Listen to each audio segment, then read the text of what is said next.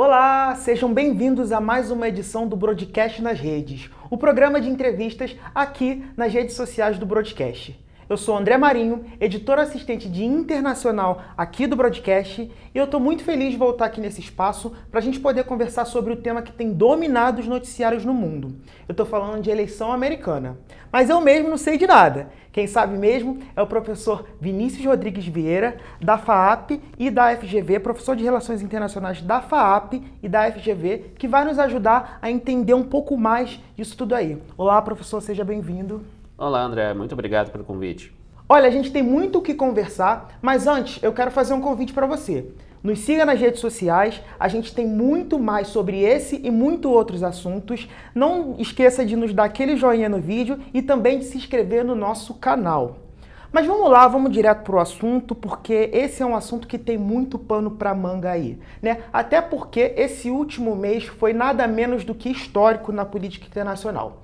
Tudo começa lá no final de junho, naquele debate entre o ex-presidente dos Estados Unidos, o Donald Trump, e o atual presidente Joe Biden, no qual o Biden teve um desempenho que foi muito criticado por figuras do próprio partido, preocupados com a capacidade mental do presidente aí de 81 anos. Já naquele momento, a gente viu uma forte pressão para que ele deixasse a disputa.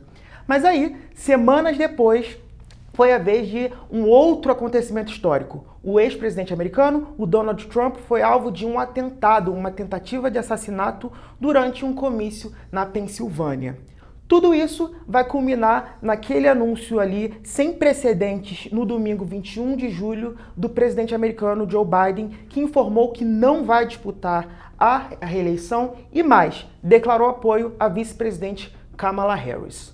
Dito tudo isto, eu quero perguntar para você, professor, qual a sua leitura do momento atual da política americana, né, da eleição americana? Passado todos esses eventos, o Trump segue favorito ou a entrada da Kamala traz uma energia nova para os democratas?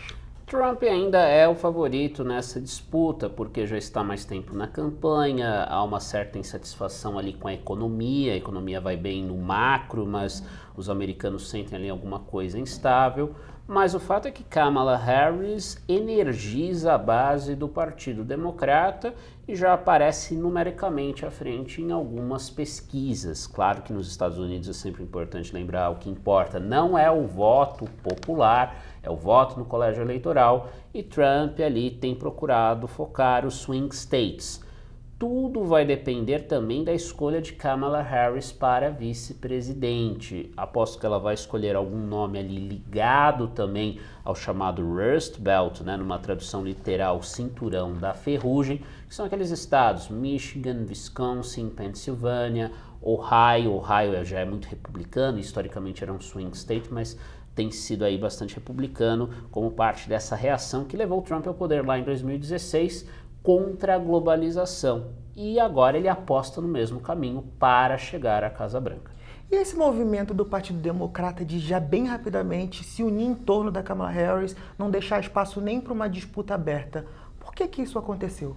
Claramente os democratas eles percebem que não tem tempo a perder, faltam 15 semanas, 14 semanas para as eleições, 5 de novembro já está aí. E eles, mais do que talvez, ambicionar a presidência. Não estou falando aqui que o Partido Democrata já jogou a toalha ou que Trump já está eleito.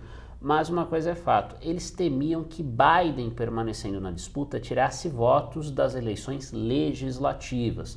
Nos Estados Unidos tem a renovação completa da Câmara dos Representantes, Câmara dos Deputados, mas também 1/3 do Senado, o que é crucial para a manutenção do poder, ainda que Kamala Harris venha se tornar a próxima presidente. Então eles precisavam de um nome. O nome mais óbvio acabou sendo ela, pelo endosso de Biden, pela maneira como ela se colocou e pelo fato ali de talvez, aí é mera conjectura, talvez os seus oponentes percebam, não vou me jogar agora nessa disputa porque está muito ali ainda a favor do Trump. Então vamos ver o que dá, mas pelo menos os democratas sentem-se aí mais confortáveis para não perder pelo menos o número de assentos que eles detêm hoje no Congresso americano. E me parece que teve uma questão de dinheiro ali também, né? De que seria mais fácil você transferir o dinheiro que já estava com Biden para a companheira de chapa. Né? Tem essa questão legal, que é uma situação, não vou dizer inédita, mas uma situação que não ocorria há muito tempo. E a essa altura do campeonato. E a essa altura do campeonato, sem dúvida, me parece ser inédita. Mas considerando as regras, em linhas gerais, as regras de financiamento de campanha americanas, elas foram estabelecidas pós-escândalo de Watergate, em 74, ali, no começo dos anos 70, pós-renúncia do Nixon, no contexto ali daquela crise grande que levou à única renúncia até hoje, de fato, na presidência dos Estados Unidos, o presidente Richard Nixon.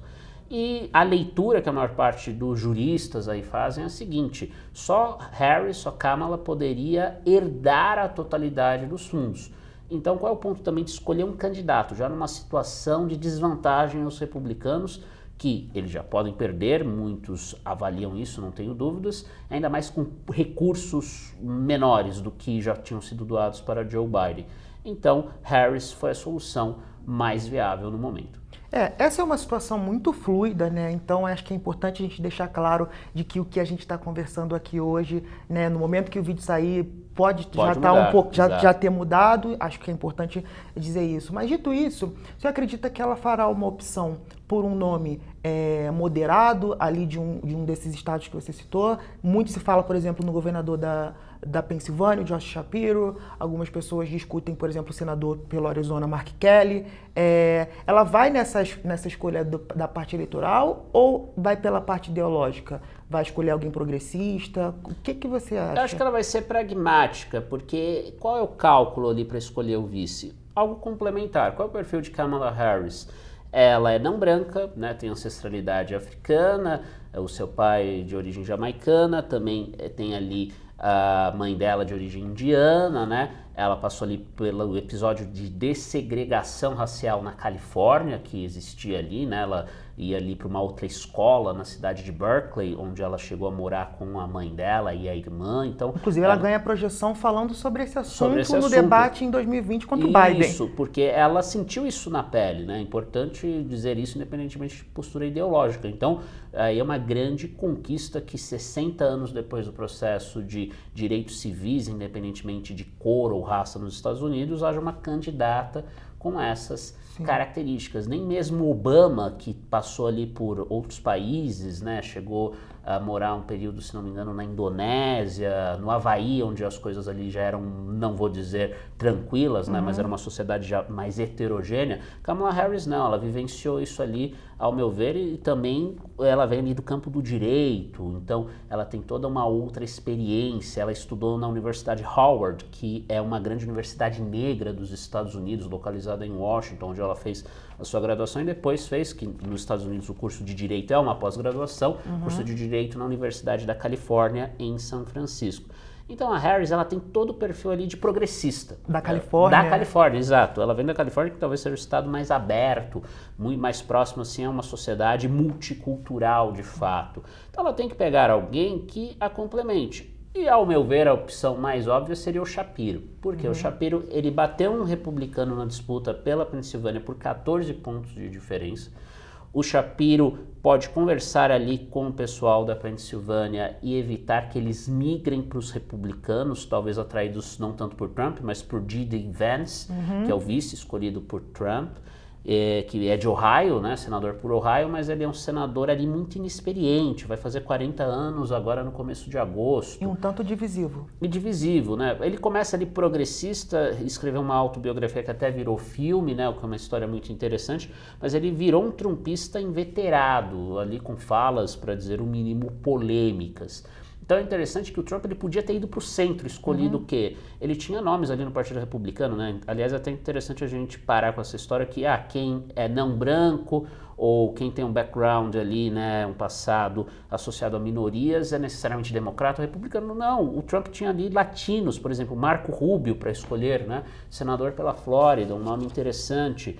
Tim Scott, afro-americano, republicano, muitos representantes ali do sul dos Estados Unidos negros são do Partido Republicano, e ele preteriu esses nomes a favor ali de um nome que faz um caminho para que ele ganhe no colégio eleitoral. Entendi. Porque qual é o objetivo do Trump? Eu acho que ficou claro ali com o J.D. Vance. Não necessariamente ganhar no voto popular, mais uma vez, mas levar Wisconsin e Michigan, que ele levou em 2016 por muito pouco ali em cima de Hillary Clinton. Que são semelhantes ao Ohio. Que são semelhantes ao Ohio e a Pensilvânia também. Então, o Shapiro seria a melhor opção. Mas Harris, ela tem um problema muito grave que eu não vejo como ela fugir desse problema. Ela foi muito mal na questão de migração, que foi uma atribuição dada a ela pelo presidente Biden. Ela vai ter claros problemas nos debates. Ali o Trump não é uma questão de gostar ou não do Trump, é uma avaliação fria, a mais fria e honesta possível. Ele empareda ela facilmente nessa questão. É o tema dele. É o tema dele, ele criou essa narrativa que os Estados Unidos estão sendo invadidos, essa narrativa cola inclusive entre algumas minorias, né? Só que para ilustrar, recentemente estive nos Estados Unidos, estava conversando com um migrante brasileiro, ele falou que vai votar no Trump, que o país está ruim e ele chegou nos Estados Unidos há 8 anos. Então, para você ter aí uma ideia de como mesmo os descendentes de imigrantes e imigrantes percebem a questão. E as pesquisas demonstram isso também. O apoio à migração é o mais baixo aí no pós-Guerra Fria. Então, esse é o calcanhar de Aquiles. Aí o Arizona é um estado de fronteira. E aí talvez esse senador por Arizona, né, o Mark Kelly, né? Mark Kelly, o senador Kelly, ele pode ser complementar nessa questão também. Então, vai ser uma escolha entre uma narrativa versus uma espécie de base de fato que a Kamala precisa atingir. Ao meu ver, a base que ela precisa atingir não é tanto o pessoal preocupado com a migração em geral, mas é o pessoal que pode comprar essa ideia de Make America Great Again, que inclui outros pontos, não é só proibir ou reduzir a migração, mas criar indústrias, reindustrialização, e essa pauta é muito cara aos estados do Rust Belt, né, o cinturão da ferrugem, que perderam muito esses estados com a globalização, e justamente Shapiro é o representante, ao meu ver, natural dessa região. Então ela criaria ali uma barreira para que pelo menos a Pensilvânia não fosse levada por Trump e ela venha a ganhar por muito pouco ali no colégio eleitoral. Ou seja, resolver aquele dilema dos democratas de que são muito populares na população em geral, mas não tão distribuídos. Exatamente. Qual é o problema ali do colégio eleitoral? É uma distorção. Porque como que se calcula, né, o número de membros do colégio eleitoral por estado? É sempre a soma do número de senadores e o número de deputados. Diferentemente aqui no Brasil, qualquer estado não pode ter menos de 8 deputados. Nos Estados Unidos tem aqueles estados ali pequenos do centro do país, do meio oeste, muito pequenos, por exemplo, Dakota do Norte, Dakota do Sul, que só tem um deputado. Mas todos os estados têm 2 senadores. São 100 senadores, 50 estados. Então, nós temos a Califórnia com o mesmo número de senadores que esses estados pequenos. Só que isso gera uma distorção no total. Então, estados que não têm nem 1 milhão de habitantes têm proporcionalmente mais peso que uma Califórnia, que Nova York, que são estados sólidos, são estados fortemente democratas. Com certeza vão para os democratas, como vem sendo o caso aí, no mínimo, há quase 36, 35 anos. A última vez que os estados que hoje são democratas foram para republicanos ali em massa, claro que é uma variação ou outra dependendo da eleição, a eleição de 84, em que Ronald Reagan se reelegeu numa lavada histórica, em que ele apenas perdeu Minnesota, que era o estado então ali do concorrente Walter Mondale. E mesmo assim por pouco. E por pouco, exatamente. Ali até muitos pós-atentado, né, Trump vieram ali perguntar, será que esse é o momento Reagan, né, do Trump? Porque o Reagan, logo depois de começar o seu mandato, ele sofreu um atentado, gerou uma comoção nacional, ele faz um discurso ali no Congresso, se não me engano foi no Congresso, em que ele promove ali uma direção ao centro, porque ele chega no poder como? Como um conservador até ali com similaridades com Trump, né? O Reagan, qual era a história dele? Ele era governador da Califórnia, na época que ali a Califórnia até aceitava algum republicano, né? O último governador republicano da Califórnia, se não me engano, foi o Arnold Schwarzenegger, né? Ali que também foi um processo de recall, né? Que o governador anterior foi empichado, entre aspas, né? Foi mandado embora pela população, não pela Assembleia Legislativa. E você tem o Reagan chegando ao poder como? Com a imagem de ser ali não contra os direitos dos negros, mas ser conservador a favor dos brancos, contra estudantes. Ele reprimiu o movimento estudantil dos anos 60, anos 70 ali na Universidade da Califórnia. Mas o Reagan, ele se tornou um presidente querido por todos. Mas eu não vejo o mesmo acontecendo com Trump, até em função da polarização atual que não existia ali nos anos 80. E a minha pergunta é justamente nesse sentido, porque desde o atentado tinha uma especulação na imprensa americana de que o Trump pretendia chegar na convenção republicana e apresentar um tom conciliatório, moderado, tentar buscar ao centro. Mas o que a gente viu na prática é que a parte do discurso que estava pronto realmente tinha esse tom. Mas a parte do discurso em que ele sai ali do papel, volta aqueles ataques aos democratas, volta os ataques aos imigrantes. A minha pergunta é, o Trump ele consegue, considerando todo esse tempo que a gente já conhece o Trump como figura política, que já vai de uma década, né? Você acha que o Trump ele tem essa disciplina política de manter essa pose de estadista? Eu acho muito difícil, e aqui vamos trabalhar com evidências. Acho que o grande fator que poderia ter sinalizado um Trump mais centrista teria sido a sua escolha de vice, que acabamos de abordar. Ele escolheu justamente um vice que não oferece nenhuma complementaridade a ele. Novamente, por que não um latino? Por que não um afro-americano? E há pessoas, políticos fortes dentro do Partido Republicano com essas características. E outro detalhe, ele escolheu alguém muito mais jovem do que ele, o que indica ali que ele espera manipular J.D. Vance, inclusive num cenário pós-2028, porque qual é a tradição nos partidos? Trump não vai poder concorrer a um terceiro mandato. O limite nos Estados Unidos são 2 mandatos, não importa se são consecutivos ou não. Esse é o limite constitucional. Não vejo ali ninguém querendo alterar esse limite também. Seria ali uma manipulação muito descarada e também vamos trazer o fator idade, já que os próprios republicanos fizeram isso em relação a Biden. O Trump vai ter ali, no fim do seu eventual segundo mandato, já 82 anos. Independentemente de questões médicas de saúde, isso vai suscitar, não tenho dúvidas, o mesmo debate que houve sobre o Biden, embora eu particularmente acho que idade não importa, importa a condição física, pode ser alguém com 40, 50 anos, mas se não tiver ali pleno domínio das suas faculdades mentais e condição física, é legítimo que a população questione, essa pessoa pode ou não exercer um cargo de tamanha relevância. Então o Trump, ele poderia ter ido ao centro e não foi, e também em relação aos discursos, né? O discurso dele em Michigan, que foi o primeiro aberto ali pós-atentado, ele deu pouco espaço para o Vance, o que indica que acho que ele espera manipular um Vance presidente no cenário 2028, porque eles teriam mais dificuldade em controlar uma Nikki Haley posterior ao seu eventual segundo mandato. Então o Trump ele está fazendo ali um cálculo para perpetuar o seu movimento, que é um movimento que tem características xenófobas, nativistas, e no campo da economia, que eu acho que aí preocupa mais os investidores de todo mundo, protecionista, não há ali nenhuma concessão. Ele, sem dúvida, domesticamente quer baixar impostos, mas em termos comerciais é a velha lógica de política industrial por tarifas, principalmente tarifas contra a China. Não tenho dúvidas que o Trump vai voltar a fazer isso, o que o distancia já de uma postura de estadista, para não citar, claro, as tensões com a Europa. Ele mantém esse discurso de que vou resolver a guerra da Ucrânia, mas como? Pedindo que a Ucrânia ceda aos seus territórios, isso vai contra o que os europeus querem no momento. Legal. A gente até viu nessas últimas semanas, desde que ficou claro que o Trump ganhou força, um certo estresse nos mercados financeiros por conta dessa visão aí de que uma política comercial poderia levar a trazer de volta o problema da inflação, tudo isso. Mas para além dessa questão de mercado financeiro, eu queria saber, você falou um pouco sobre a Ucrânia, mas o outro grande conflito que mexe com o tabuleiro global é o da faixa de Gaza, Israel-Palestina.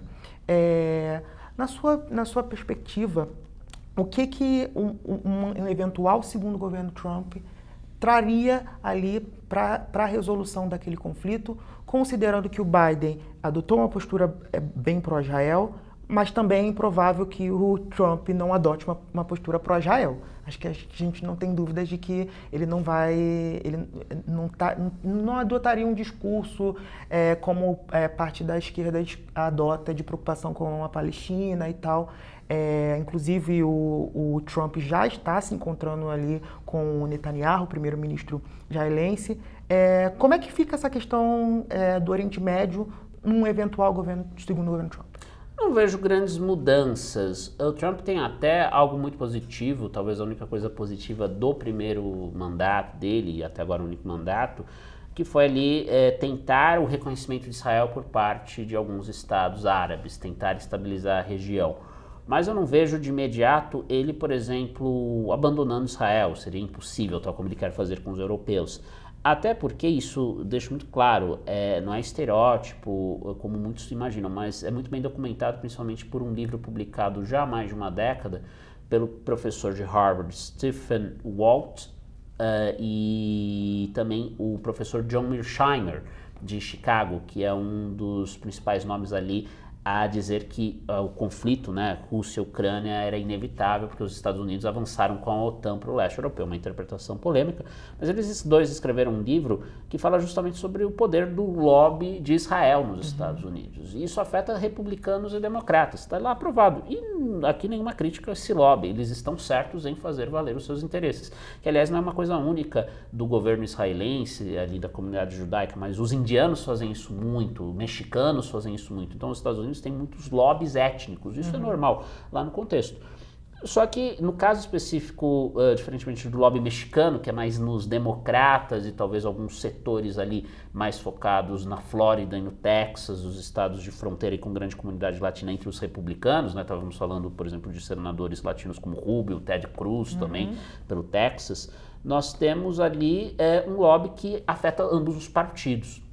Então, não vejo grandes mudanças. Talvez o que o Trump ele queira fazer ali é uma pressão maior sobre os Estados Árabes para que eles convençam o Hamas ali a liberar reféns. Talvez ele tenha ali mais, não vou dizer poder, mas muito mais determinação do que o governo Biden está fazendo nessa questão. Isso poderia acelerar o fim do conflito, mas muito longe de produzir um Oriente Médio absolutamente estável. Não vejo isso acontecendo no próximo mandato, qualquer que seja o presidente. No primeiro governo Trump, a gente viu que duas figuras na Europa fizeram ali um contraponto à figura do Trump, né? O Macron na França e a Merkel na Alemanha. Merkel já se aposentou, Macron segue no poder, mas aparentemente enfraquecido.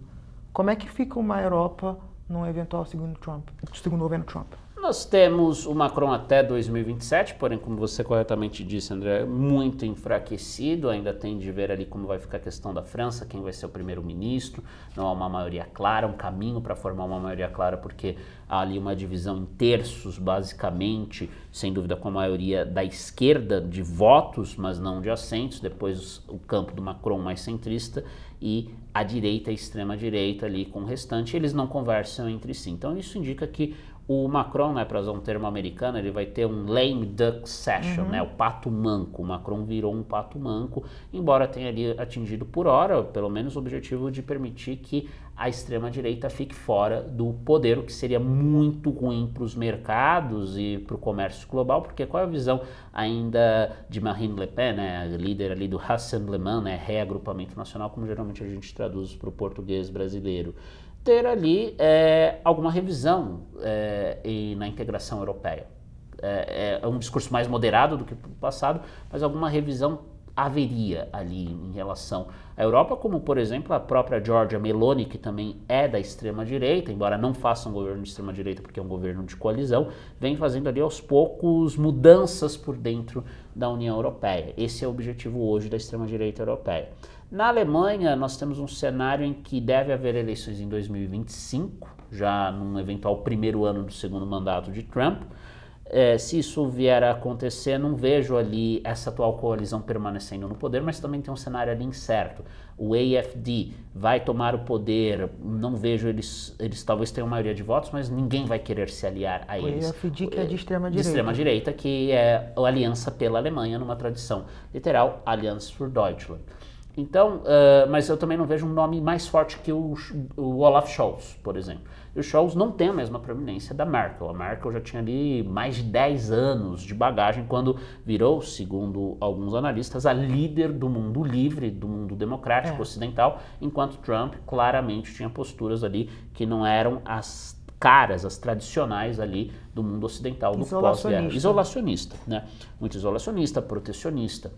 Mas nós temos uma grande mudança na Europa que eu acho que vai permanecer por todo o próximo ciclo eleitoral americano, que é a presença dos trabalhistas no Reino Unido. O mandato de Keir Starmer começa agora, começou, 2024, tem ali o período de 5 anos, é o período, né? A cada 5 anos no Reino Unido eles devem fazer eleições parlamentares. Então 2029.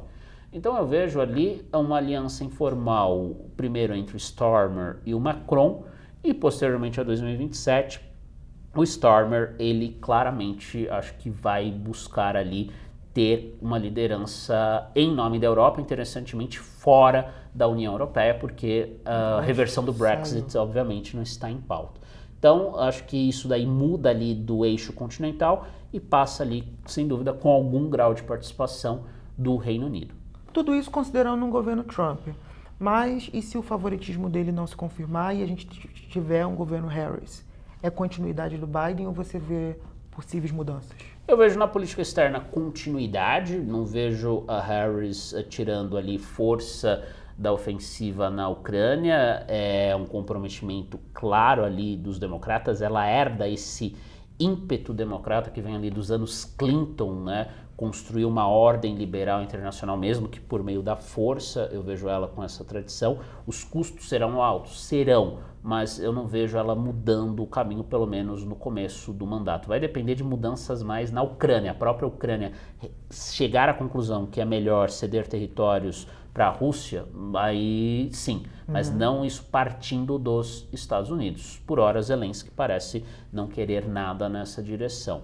Em relação ao Oriente Médio, eu vejo ela até interessante, né? O Netanyahu visitou os Estados Unidos ali, falou no Congresso, ela não participou. Então, acho que ela vai ter uma postura um pouco diferente em relação a Israel. Não vai abandonar Israel, mas vai tentar fazer alguma operação no sentido de, olha, negociem de alguma maneira. Da mesma maneira que eu falei que antes, a pressão seria mais do Trump em relação aos árabes, a Harris vai fazer uma pressão maior sobre Israel, mas sem abandonar Israel, no sentido de buscar ali uma trégua, no mínimo, e, claro, com alguma preocupação minimamente humanitária na questão de Gaza, porque isso vem afetando muito o apoio do Biden e dos democratas, entre o campo mais à esquerda nos Estados Unidos, que pode ser significativo. Mais jovens, Michigan, que é um estado pêndulo, tem uma comunidade árabe forte, então a Harris, ela deve ter alguma modificação nessa questão. E aí que entra um pouco essa questão geracional, né, do Biden ser um democrata old school, apoio incondicional a Israel, né, como era o Partido Democrata há muitos anos, e hoje a gente vê uma crescente fragmentação ali dentro do Partido Democrata. Não que a Harris seja da esquerda, né, do Partido Democrata. Figuras mais à esquerda, a mais notória delas, Alexandria Ocasio-Cortez, que é representante, né, pelo estado de Nova York. E também temos outras representantes ali que também são mais vocais nessa questão. Mas eu vejo a Harris, só o fato de ela não ter ido ali à fala do Netanyahu é muito simbólico do que será a presidência dela nessa questão. Mas ruptura com Israel, apoiar Estado palestino, isso é impensável do ponto de vista americano, qualquer que seja o presidente. Mas a mudança já está acontecendo em relação, por exemplo, 10 anos atrás, em que você tinha um consenso bipartidário sobre Israel. Sim, esse consenso está erodindo, mas não vai implicar ali, acho que numa revolução. Para mim, uma revolução ali seria realmente o apoio à formação de um Estado palestino, que é o compromisso lá desde 48, ter uma divisão. Um Estado israelense ali, judeu, e um Estado para os palestinos. Olha, tudo isso aí agora é um assunto para novembro. Por enquanto, a gente ainda precisa saber quem que vai conseguir as chaves da Casa Branca. É um assunto que tem muito pano para manga. A gente poderia ficar aqui horas conversando, mas temos tempo. Então eu agradeço você pela participação aqui, por ter vindo aqui aos estúdios do Estadão participar com a gente. Muito obrigado. Muito obrigado, André. Agradeço muito a oportunidade. Foi um prazer conversar com você. E a você, eu volto a fazer um pedido. Não esqueça de nos dar o joinha e de se inscrever no nosso canal aqui no YouTube e também de nos seguir nas redes sociais. Eu agradeço a sua companhia e até a próxima. Tchau, tchau.